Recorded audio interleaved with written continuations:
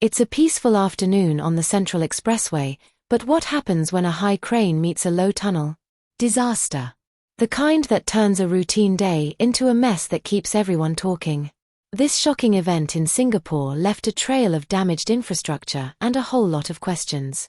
Stay with us as we dive into the details, explore what went wrong, and consider how such incidents can impact us all. Welcome to 2230, where we bring you the stories that matter, in depth, every day. Today, we have a gripping incident to discuss involving a 55-year-old driver, an overheight vehicle, and the chaos that unfolded in the Central Expressway, CTE, tunnel. On November 8, at around 12 p.m., a yellow lorry owned by A&T Waste Haulage Services, equipped with a high crane, attempted to enter the Cairnhill Circle entrance of the CTE tunnel, a decision that resulted in immediate and serious consequences.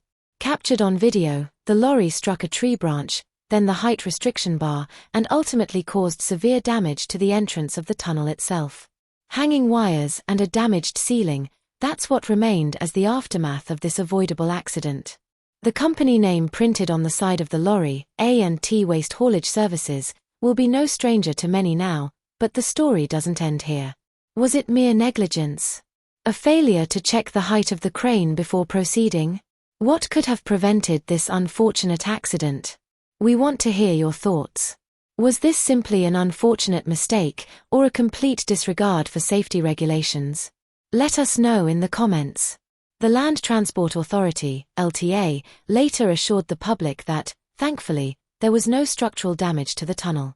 However, some mechanical and electrical systems attached to the tunnel's ceiling did sustain significant damage, including wires and equipment vital to tunnel operations. This kind of damage means a lot more than just repair costs. It can have serious implications for road safety and convenience. The slip road had to be closed for hours, reopening at about 10:35 p.m. following recovery efforts. Imagine the disruptions to traffic, the delays, and the resources that had to be mobilized to address the situation. These kinds of accidents don't just affect the driver and the authorities, they inconvenience hundreds, maybe thousands, of people. Have you ever experienced an incident like this that held you back for hours? We would love to hear about your experience. The driver involved in this incident was arrested for illegally driving a heavy vehicle over the height limit of 4.5 meters without an escort by a police officer or an auxiliary officer. No injuries were reported, thankfully, but the consequences for the driver could be severe. Driving over the height limit isn't just a violation, it's a potentially deadly mistake, and this case is a reminder of why regulations like these exist in the first place. So, the questions remain. Could this have been avoided? How do we ensure compliance with safety regulations on our roads?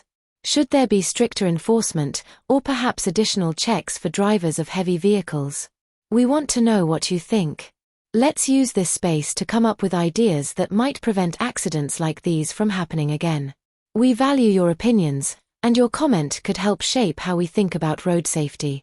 Remember to hit the like button. Share this video if you think it raises important points, and subscribe to 2230 for more detailed, thought-provoking news stories. By subscribing, you'll always stay updated with the real stories that affect all of us, one way or another.